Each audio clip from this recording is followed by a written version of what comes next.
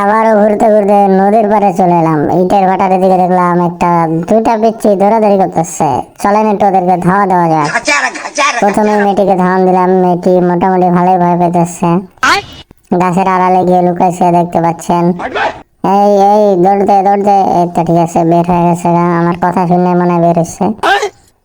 এখন ওরে ধাওয়ান দিয়ে দিচ্ছি, দৌড়া দৌড়া হাততালি দেয় আবার, দেখছো? বৃষ্টিতে একেবারে সব জায়গায় পানি উঠে গেছে। এই আবার ইটা মারে আমার গায়ে, কত বড় কলিজা, কত বড়, দেখলে অবাক হয় না এগুলো? এত বড় কলিজা বলা মানে এই সেটা কি আছে? আর একটা জানি কই লুকাইছে, ওটা লুকাই ইট মারতেছে আমারে। এই যে বিচ্ছু বাহিনীকে পাইছি, তো লাভ দিছে, লাভ দিয়ে দৌড় দে, ওইটা ইট মারে। এই পেটা বেদব, ভাগ এনতে, ভাগ ভাগ। এই জায়গায় কি করস? নদীর পারে যা, দৌড় দে দৌড় দে। ওই যে আরেকটা আবার ইট মারে। এই পিচ্ছিটা আসলে বেশি জ্বালাইতেছে, এটার একটা ব্যবস্থা গ্রহণ করা দরকার।